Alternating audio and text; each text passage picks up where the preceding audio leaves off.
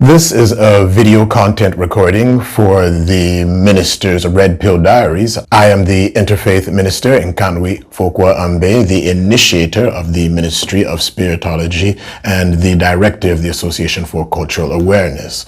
Of course, we just want to briefly inform you that the Minister's Red Pill Diaries is a segment on our Ministry of Spiritology YouTube channel, which allows our participants and members and the general public who's interested in understanding what spiritology is all about, as far as assisting them in their soul development, gain a deeper reflection and insight on some contemporary issues and topics, as well as some other, should we say, pertinent concerns going on in the news, occurrences and happenings in the globe, in our immediate environment, specifically with pertinence to the evolution of the African nation. And of course, we do bring you your regular, should I say, analysis and review and interpretation of the spiritual concepts that we do discuss in our spiritology forums. But in general, here we take the contemporary reality and make it make sense, essentially. That's what the Red Pill Diaries are for. And we're going to call this Independence is Non-Negotiable. And I just want to talk about the situation in Cameroun, that is the civil war between Southern Cameroons, or formerly Southern Cameroons, now being styled Ambazonia, and La République du Cameroun. You know, there was recently a meeting, it was a virtual conference, essentially, organized by the Coalition for Dialogue and Negotiations. And I myself, I had registered to participate in that virtual conference, but some displacements, of course, changing to a new residence kept me from being able to participate. But Dr. Simon Munzu sent me a recording of his introductory presentation during that virtual conference, and I followed it and took a lot of key points and recognized that he's still maintaining his stance.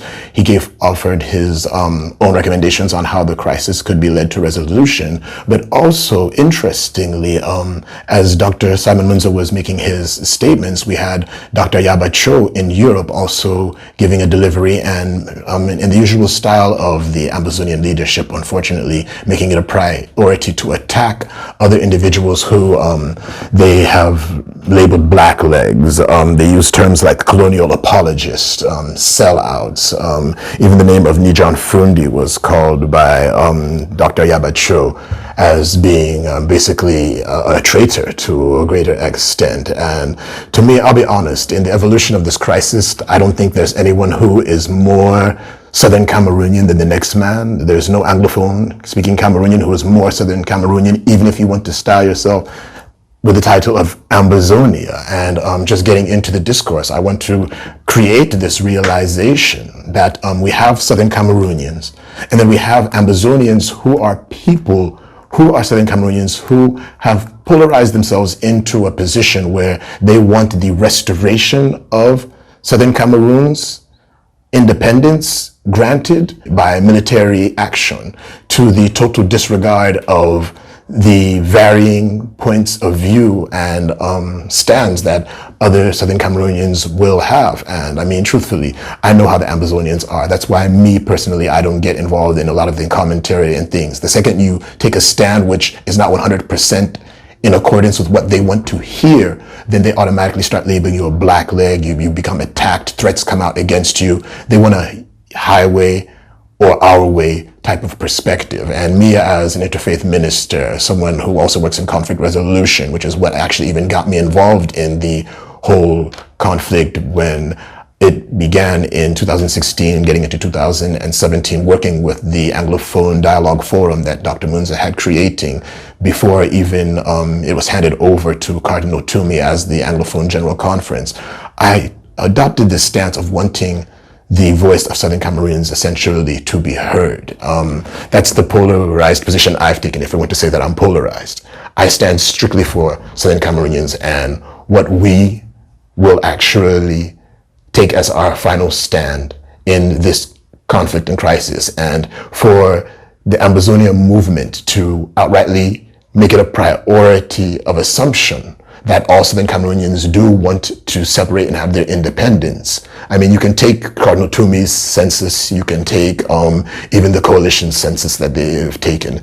Until we get something like a UN supervised or some international governing body to supervise and observe the collection of respondent data to that effect, no one, not even La République, has the right to say that Southern Cameroonians want to remain in a decentralized special status union under the United Republic. I think that all of these discussions are derailing us from going in the proper direction that will get us to the resolution that will benefit all Southern Cameroonians, as well as even La République du Cameroon. And honestly, putting the cards on the table, even having been a collaborator of Dr. Simon Munzu and recognizing the value of the return to the federal constitution and federal republic, I don't foresee that actually either as being the, should I say, 100% sole conclusion and solution to the Anglophone problem. I mean, a restored federal constitution won't solve our problem either, because that's where we were in 1961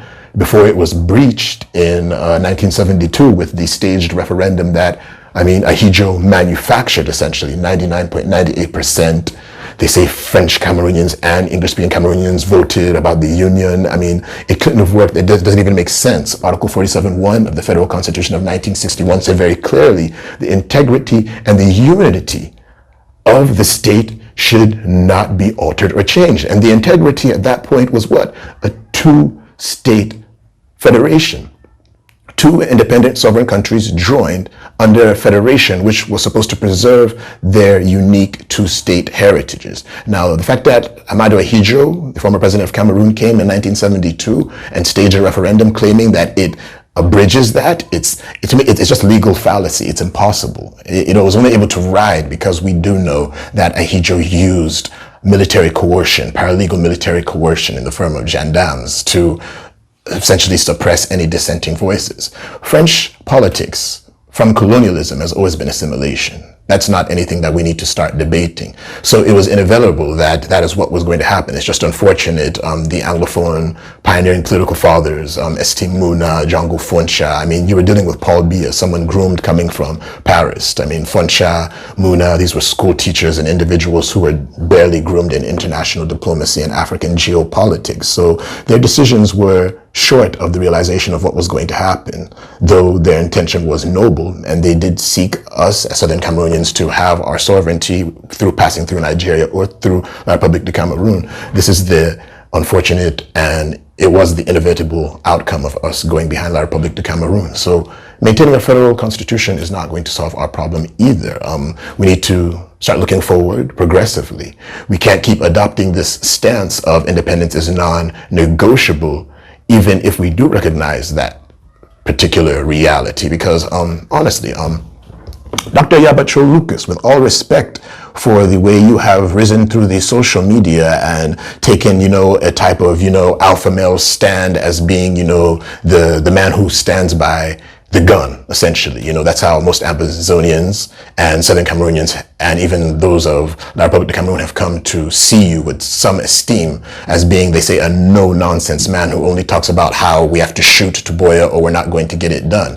Now, this is my simple point that I want to bring out that should get to you in one way or another. Even your supporters, the Southern Cameroonians, should weigh when people are taking your particular stand on how Southern Cameroonians will gain greater autonomy or increased governance or essentially improvement of the situation that they are in, whether it's getting a separated status where it's a restored independent state called Ambazonia or a federal restoration or maintaining the decentralization. People want a better situation. Southern Cameroonians want a better situation of governance. Now, with the ADF, the Anglophone Defense Forces of the AGOVC, which came into play after the consortium was banned by La République du Cameroun, the ADF came out telling us that they had 5,000 troops ready to mobilize to take Siseko Ayuk Tabe to Boya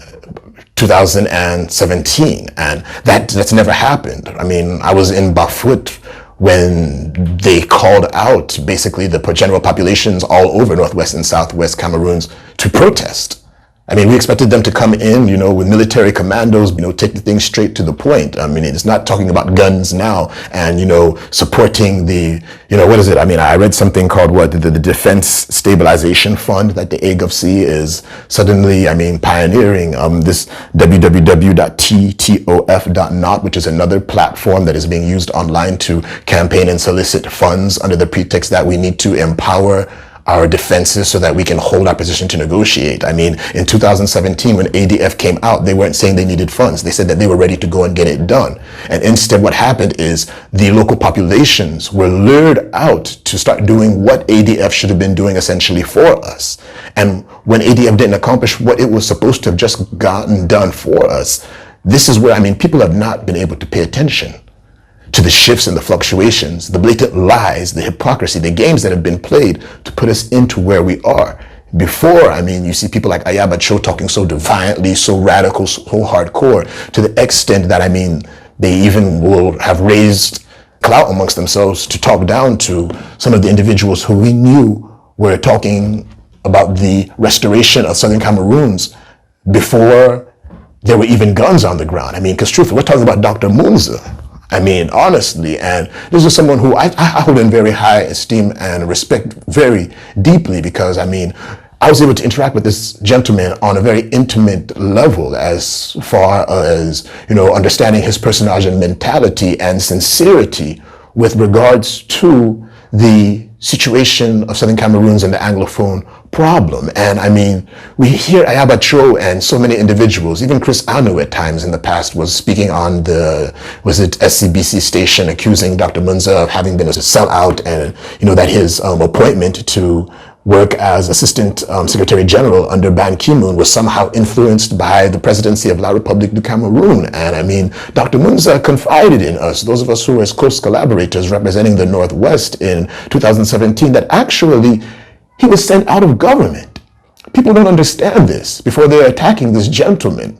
He was sent out of the government, and normally we know that civil servants are actually entitled generally to some type of, a pension retirement package. Some of them are accorded land or the houses that they've been using to perform their civil servant duty. Dr. Munzu was sent packing without house, without land, pension, manipulated. He was told by the DO specifically that you'll get your own share of, your pension package and your land when Southern Cameroons has been liberated. So how does a man who is basically mocked by La République du Cameroun, who finds himself entering the UN after being deposed from service in Cameroon, he finds himself active in UN duty beginning as a volunteer? People, you need to go to the horse to get how many teeth it has. You don't go and meet the chicken. Chickens don't have teeth. And it's because he entered as a volunteer in the UN that because of his intellectual packaging, this is someone who is a senior barrister, a legal expert of high repute and interaction.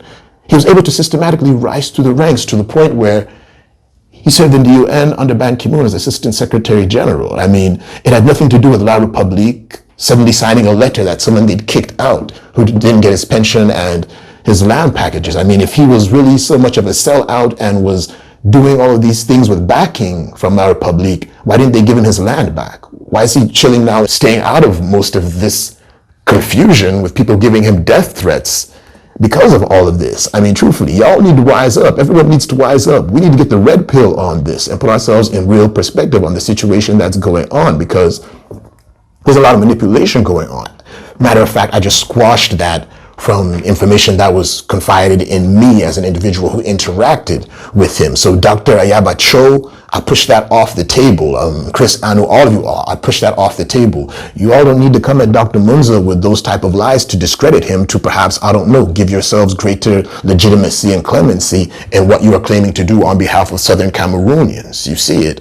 We don't need to do that. We're talking about a come together. If we're talking about finding a solution as Anglophones, as Southern Cameroonians, then truthfully, you all need to stop that assumption that it's because you all only that we're even able to do any maneuvering now as a people who are fighting for our sovereignty, for recognition of our right to self-determination. We need to put all that aside. And as long as you all will keep coming with this idea of, black legs, this is a black leg, Nijan Fundi's a black leg, Kawala's a black leg, Agbobala's a black leg, Simon Munzu's a black leg. Even you'll say interfaith, Nkanwi Fokwa Ambe. I know a lot of you will come at me. You're going to say I'm a black leg because I don't just stand next to you and say, oh, yes, what you were saying is correct. And if that's how you plan on starting what you claim is going to be a state under the titling of Ambazonia, which we know historically Southern Cameroons, and we Southern Cameroonians do have that right and even greater priority to decide our self-determination,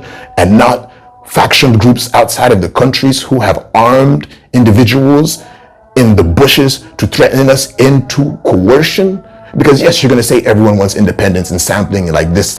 You can't position yourself to say that matter-of-factly because you as Ambazonians abroad want this separation, you want this independence, you want this restoration of Southern Cameroonians as Ambazonia. You don't have the right to impose that upon the population without coming to clear, what I would like to say, credibly substantiated respondent data based on the sampling of Southern Cameroonians both in the country and out of the country. And the only way you could actually legitimately do this would be if there was something like, a UN supervised or sponsored referendum, or some type of an international organization performing a mediation duty would be able to supervise a referendum.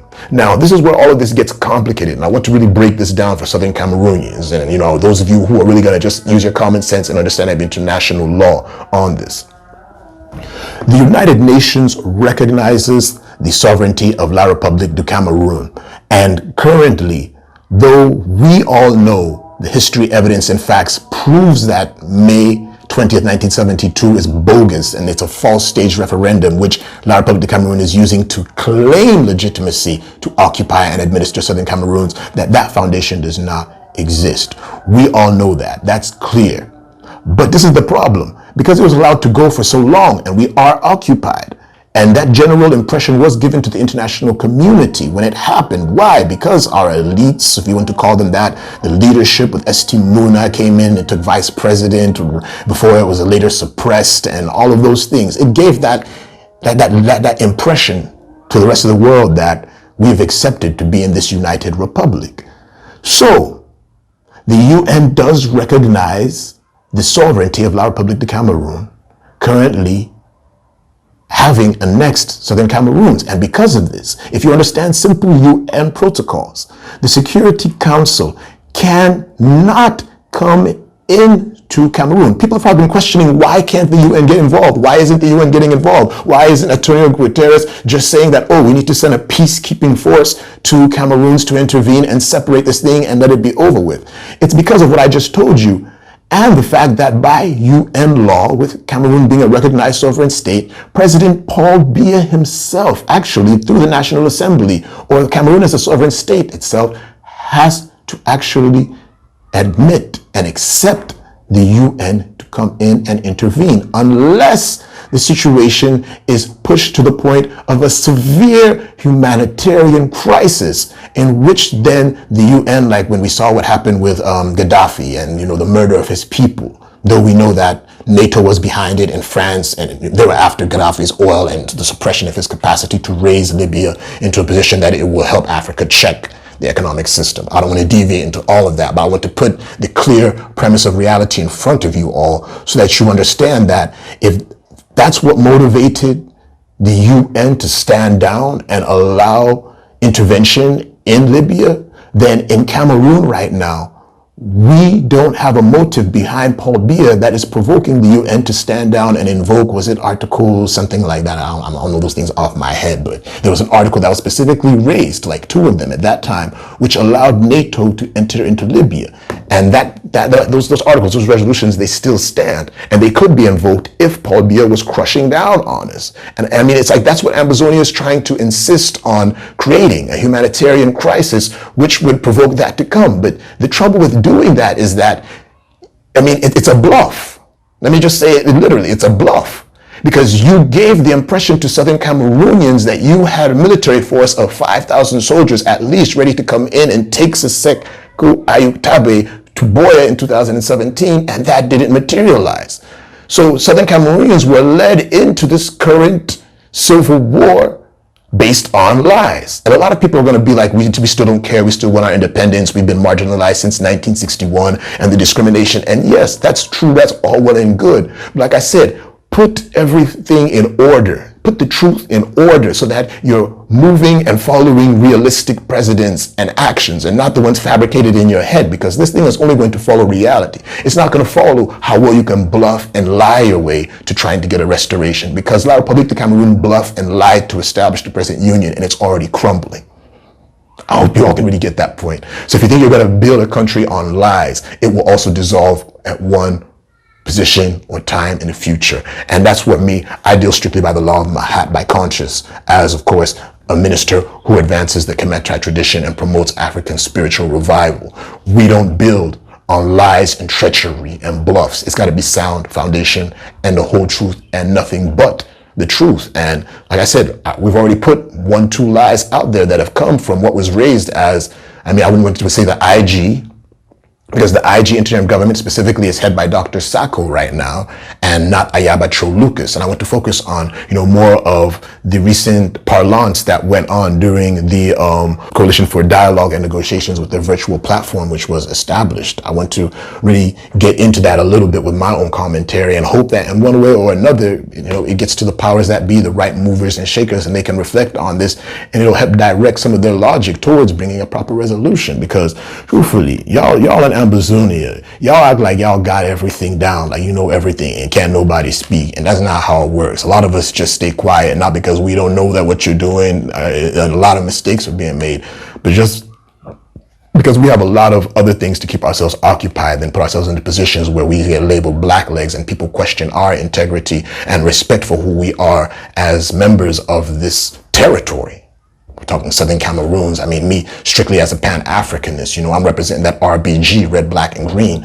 Though we have to recognize League of Nations and, UN and, all of these trusteeships and mandates and, taking us back to 1884 and the Berlin Conference in Germany on West Africa. These things, they don't give the right to recognize the current states we have in Africa as legit, but we just do it because it is what it is. That's the evolution of history. Cameroon wasn't made by the Cameroonian tribes, over 200 something tribes that make up that territory. We never sat down and said, this is how we're going to come together. So, like I say, the creation of states, there's no arbitration in that this is how it must be when it comes to Africa. Let's really put that in our heads and keep that on the table when you hear La République de Cameroun talk about one and indivisible Cameroon. Truthfully, there's no sword in the stone on the creation of Cameroon, truthfully, and even Ambazonia. There's no sword in the stone you can pull to claim that it has to be Ambazonia because this, that. No, that's not how it works. You see it. You have to understand this point, that the right to responsibility over a people to govern them is based on their consent, period. If you're shooting guns at them to get them to accept your right to claim responsibility over them, then it's not legitimate. Truthfully, if you have armed boys in the bushes and you're saying that that's what gives you the right to claim legitimacy over Southern Cameroonians, then that's illegitimate. If you're sitting in Yaoundé based on, a false referendum in May 20th and 1972, and you think that you've mobilized your military to force Southern Cameroonians to accept the legitimacy, then like I say, it's not legitimate. There's no consent in any of that. People are tired of it. Southern Cameroonians are sick and tired of it. We've done that from 1961, over 50 years with La République de Cameroun, and now, truthfully, we're coming into a situation where, for the last 4 years, 2017 till now, we find Ambazonia trying to chin check us the same way. And like I said, it's getting old, it's redundant. People are getting killed. We had Ngarbu massacre about 3 months ago. House was burned down in the middle of the night. Children were murdered, and it was military that staged it, claimed it was the Ambazonia resistance fighters. And then recently we had execution of students in Kumba again. And like I said, you go back to the original presidents and you see all of what's going on, the murder and mayhem. Yes, these things are going on. It's war. That's the humanitarian crisis part that we see Ambazonia seems to be trying to rely as much as it can on. But that's not going to take us to conclusion, and it's not going to take us to resolution. And the lives of the Southern Cameroonians who are in the country and on the continent are left at stake and in peril. Meanwhile, the Ambazonian leadership, which is abroad, finds itself very comfortable to continue with this independence is non-negotiable rhetoric. And it's not working for those people in the country. It's not bringing the solution. They don't have the military capacity to protect us.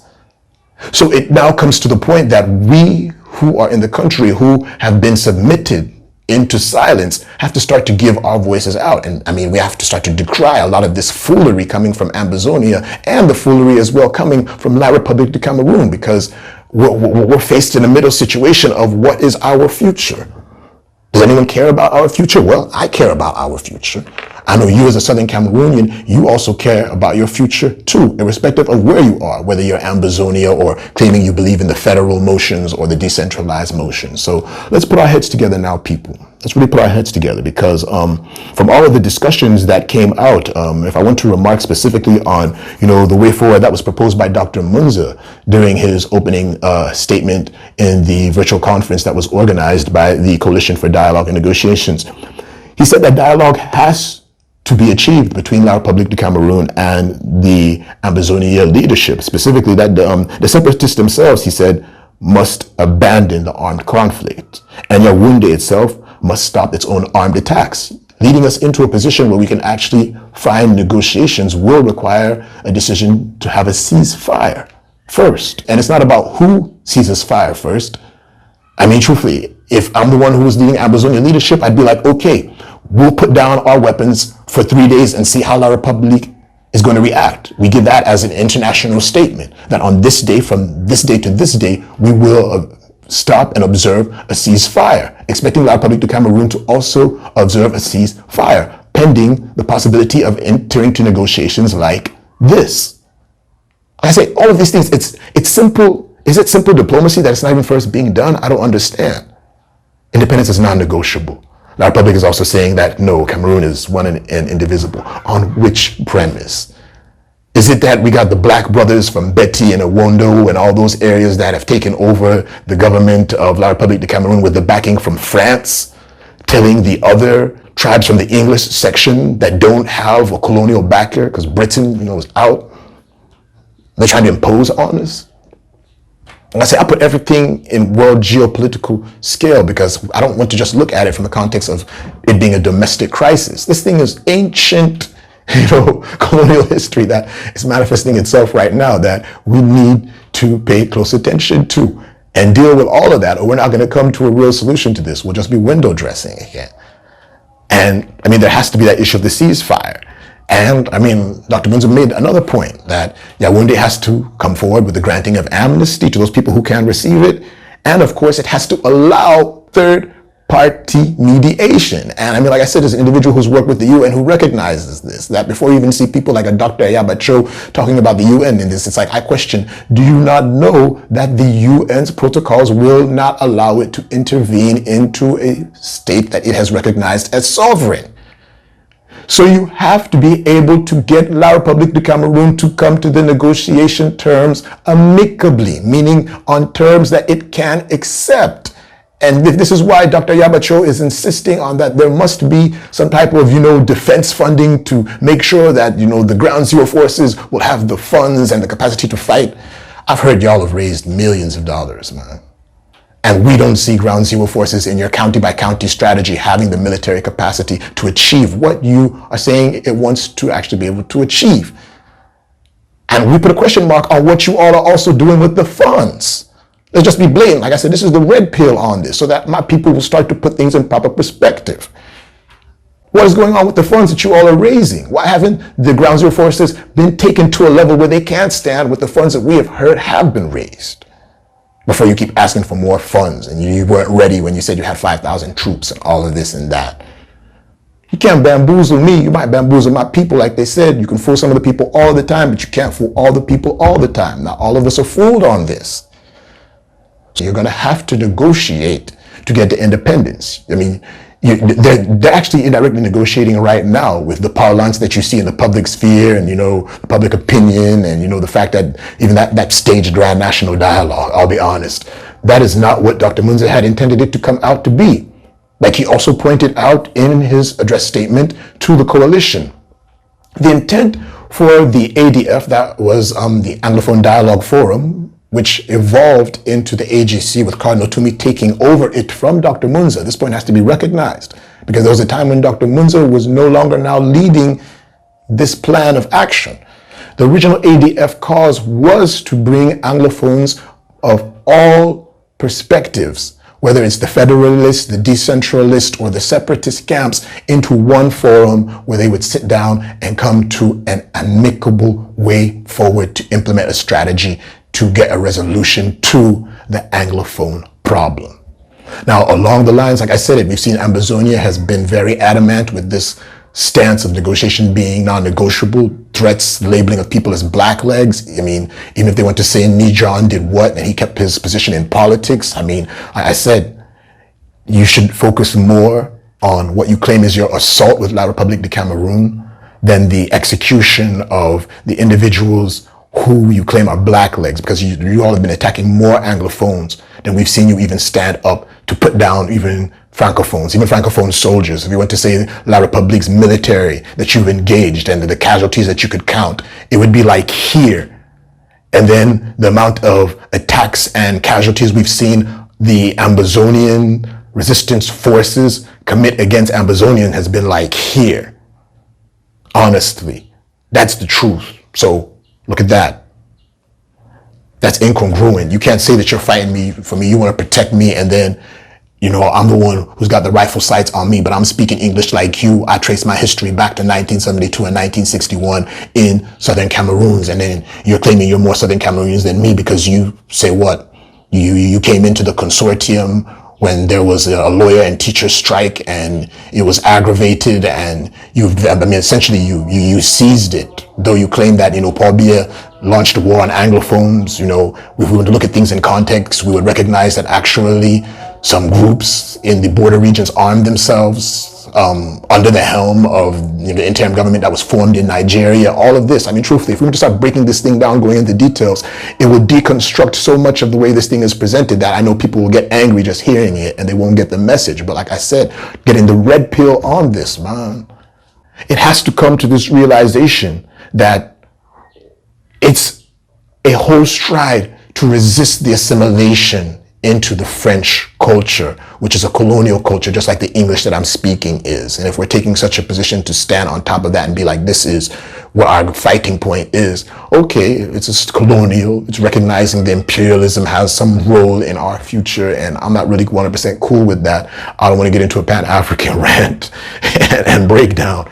But like I said, if you're really actually creating a platform that would bring a resolution to this, as Ambazonia, you need to be willing to work in collaboration with the Southern Cameroon Civil Society and hear their input and implement some or portions of their plan of action and strategy, because it's logical. Why? Let me start breaking this down and taking this to conclusion, actually. Because the independence as non-negotiable stance has not proven to be taking us to independence. Now that we hear Ayaba Cho Lucas talking about, his DSF, which will be more collection of funds, and, the www.ttof.net, more collection of funds, that's not taking us to conclusion. That's just more funds going to particular people abroad's pockets, and we're not knowing what they're doing with it. That's all I heard when I listened to his address of, the Coalition for Dialogue and Negotiation. We recognized that point of, the Ambazonians wanting that there should be demilitarization from Southern Cameroons. Of course, yes, that goes into the ceasefire concept that was already advanced in this plan of action that was given by Dr. Munzu. But this is what I want to add, because I don't agree 100% on Dr. Munzu's position that,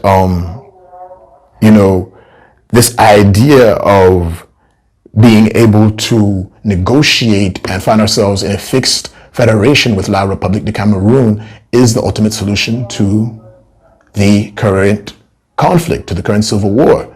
Honestly, I can't really 100% stand with that, but this is what I can say about the federal constitution and its role to play in leading to the resolution of this crisis. The federal constitution could, should, and would be restored in the context of negotiations with a cap to its implementation. What am I saying? This is the roadmap, including everything now of how we get out of this situation. We could entertain a federal constitution for 5 to 7 years. Why? Because moving towards self-determination, to allow a referendum be staged.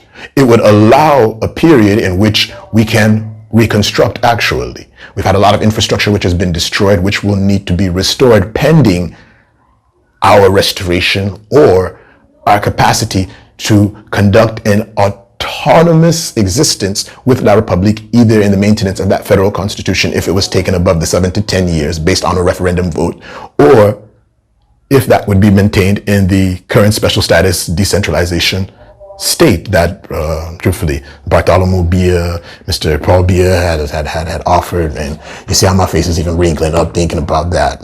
Like I said, I'm not putting my personal convictions into this, but that's not carte sur table, and that doesn't take into account everyone's perspective and point of view. But I mean, it gives a 5 to 7 year period in which La Republique de Cameroun can prove to the international community and Southern Cameroonians that it is capable of living with us and proving it has remorse for what has happened and allowing restoration of destroyed infrastructure to be rebuilt, pending the fact that by the time of the referendum, if they had proven and appeased the hearts of Southern Cameroonians to stand with them, then the vote during the referendum would reflect that. You get it? That's the way I'm looking. I'm not coming like an interfaith minister and taking any side, because and I see the world holistically, so I can't side with anyone, recognizing that there's just one thing that everyone actually wants. You get it? So putting it in proper perspective again, Ambazonia too would use that 5 to 7 year period to actually initiate its government capacities. And I mean, truthfully, we have a lot of issues there that need to be sorted out already. Sisek Ayuk Tabe is in prison. We need to put in the negotiations, like Dr. Munzu pointed out, that the amnesty must be there. Ayuk Tabe, all of them need to come out. But this is the issue of why I'm saying this. Because even if Ambazonia intends to raise itself as the legitimate government, from interim government to the legitimate government of Southern Cameroons, we would need this transitional period so that between the various camps, is it Ayuk Tabe who's going to lead? Is it Ayaba Cho who will be leading? Is it Dr. Sako? I mean, is it Bo Herbert? Is it, there's so many factions and groups that honestly, if they maintain this negotiation, it's not negotiable, the UN will just come. If they just said you all have your independence tomorrow and drew the border back and separated La Republique from Southern Cameroons and said this is Ambazonia, automatically, these gentlemen in Ambazonia have expressed so much disunity amongst them, we are going to go back into a civil war amongst ourselves automatically. There'll be infighting in that government immediately, because the different camps are going to respond to who has been sending them funding and support. So automatically you have armed militant groups on the ground ready to stand behind Ayaba Cho, to stand behind Sako, to stand behind Tabe, to stand behind who that would go at it again for what? Power. I want you all to put this in a clear context. Like I said, this is just the red pill on it. It's a battle for power, but who has the power? Who has the real legitimacy in all this? The power belongs to the people. The power belongs to the Southern Cameroonians to decide. So you see why I'm bringing you this realization of how all of this has to go towards a referendum. Because no one can decide what the people don't want automatically, because that reign of administration would be delegitimized.